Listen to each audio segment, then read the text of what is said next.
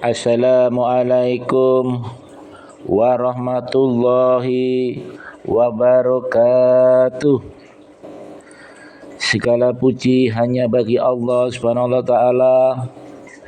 Shalawat dan salam semoga tetap tercurahkan kepada baginda Rasulullah sallallahu alaihi wasallam. Dan aku bersaksi bahwa tiada Tuhan yang berhak disembah dengan sebenarnya selain Allah yang Maha Esa dan tiada sekutu baginya. Dan aku bersaksi bahwa Muhammad adalah hamba dan utusannya.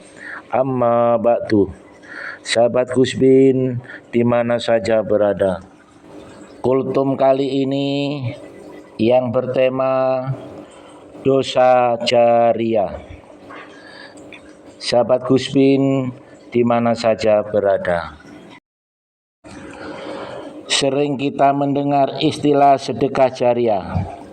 Satu sedekah yang pahalanya akan terus mengalir. Meskipun kita telah meninggal dunia, kita tetap terus mendapatkan kucuran pahala. Selama harta yang kita sedekahkan masih dimanfaatkan oleh kaum muslimin untuk melakukan ketaatan. Satu hadis yang menjadi dasar akan adanya amal jariah ini adalah hadis dari Abu Hurairah bahwa Nabi Shallallahu Alaihi Wasallam bersabda, apabila manusia meninggal, amalnya akan terputus kecuali 3 hal: sedekah jariah, ilmu yang bermanfaat, dan anak soleh yang mendoakan. Hadis riwayat Nasai dan Turmuji. Sahabat Gus Bin di mana saja berada. Sebagai orang beriman yang sadar akan pentingnya bekal pahala dan amal di hari kiamat, tentu kita sangat berharap bisa mendapatkan amal semacam ini. Di saat kita sudah pensiun beramal, namun Allah tetap memberikan kucuran pahala karena amal kita di masa silam. Sahabat Gus Bin di mana saja berada. Sebaliknya, di samping ada pahala jariah, dalam Islam juga ada dosa yang sifatnya sama, yaitu dosa jariah. Dosa yang tetap terus mengalir sekalipun orangnya telah meninggal. Dosa yang akan tetap ditimpakan kepada orang tersebut sekalipun dia tidak lagi mengerjakan perbuatan maksiat itu. Betapa menyedihkannya nasib orang ini.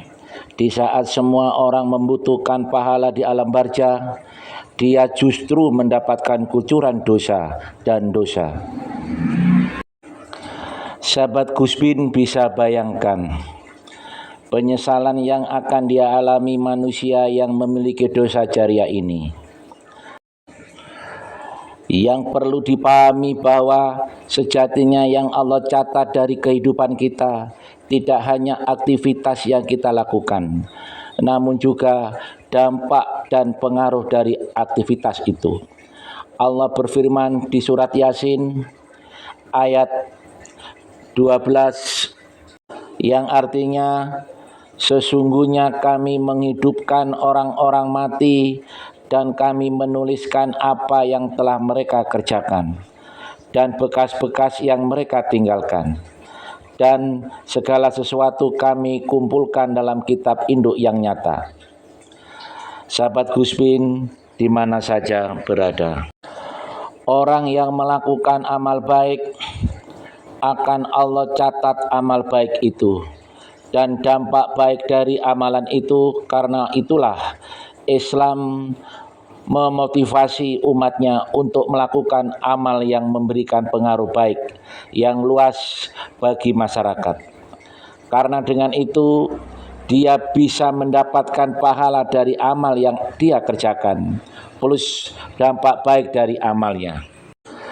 Sebaliknya, orang yang melakukan amal buruk atau perbuatan maksiat, dia akan mendapatkan dosa dari perbuatan yang dia lakukan, ditambah dampak buruk yang dia kerjakan.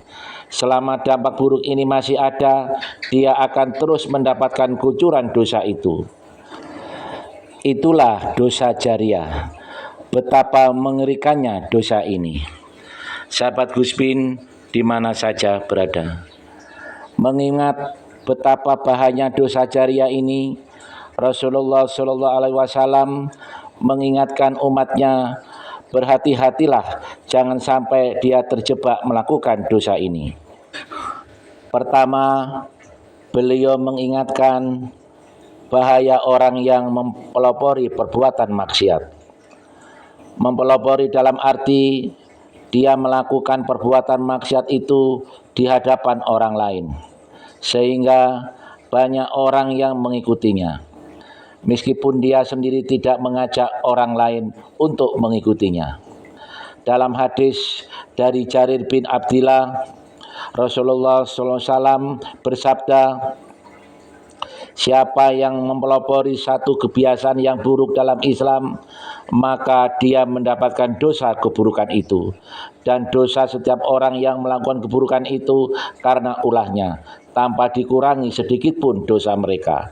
Hadis riwayat Muslim. Orang ini tidak ajak-ajak orang lain untuk melakukan maksiat yang sama. Orang ini juga tidak memotivasi orang lain untuk melakukan maksiat seperti yang dia lakukan. Namun orang ini melakukan maksiat itu di hadapan banyak orang dengan harapan banyak orang menirukan atau menyebarkannya. Karena itulah anak Adam yang pertama kali membunuh, dia dilimpahi tanggung jawab atas semua kasus pembunuhan karena kejoliman di alam ini. Nabi Muhammad SAW bersabda, tidak ada satu jiwa yang terbunuh secara zalim, melainkan anak Adam yang pertama kali membunuh akan mendapatkan dosa karena pertumpahan darah itu. Hadis riwayat Bukhari.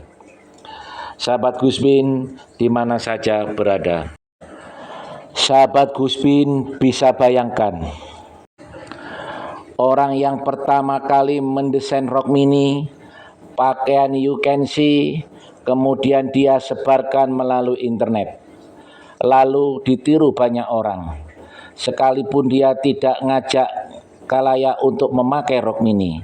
Namun mengingat dia yang mempelopori gambar-gambar itu, kemudian banyak orang yang meniru, dia mendapatkan kucuran dosa semua orang yang menirunya tanpa dikurangi sedikit pun. Tak jauh beda dengan mereka yang memasang video porno atau cerita seronok di internet. Kemudian ada orang yang nonton atau membacanya, dan dengan membaca itu dia melakukan onani atau berzina atau bahkan memperkosa. Maka yang memasang di internet akan mendapat aliran dosa dari semua maksiat yang ditimbulkan karenanya. Sahabat Guspin di mana saja berada, masih banyak sejuta maksiat yang terkadang dilakukan seseorang di tengah rekan-rekannya, kemudian banyak yang menirunya. Timbulnya dosa jari yang kedua, yaitu mengajak melakukan kesesatan dan maksiat. Dia mengajak masyarakat untuk berbuat maksiat, meskipun bisa jadi dia sendiri enggan melakukan maksiat itu. Merekalah para juru dakwah kesesatan, atau mereka yang mempropagandakan kemaksiatan. Dari Abu Hurairah, Rasulullah SAW bersabda, siapa yang mengajak kepada kesesatan, dia mendapatkan dosa seperti dosa orang yang mengikutinya, tidak dikurangi sedikit pun. Hadis riwayat Muslim.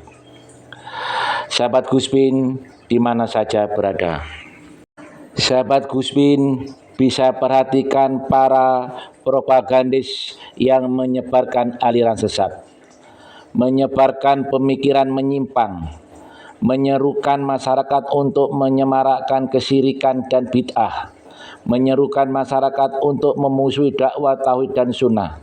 Merekalah contoh yang paling mudah terkait hadis di atas. Sepanjang masih ada manusia yang mengikuti mereka, pelopor kemaksiatan dan penghasut pemikiran menyimpang, selama itu pula orang ini turut mendapatkan limpahan dosa, sekalipun dia sudah dikubur tanah. Merekalah yang pemilik dosa jariah. sahabat Guspin di mana saja berada. Semoga Allah melindungi kita dari perbuatan dosa-dosa jariah yang terus mengalir sekalipun kita sudah meninggal. Akhir kalam, wassalamualaikum warahmatullahi wabarakatuh.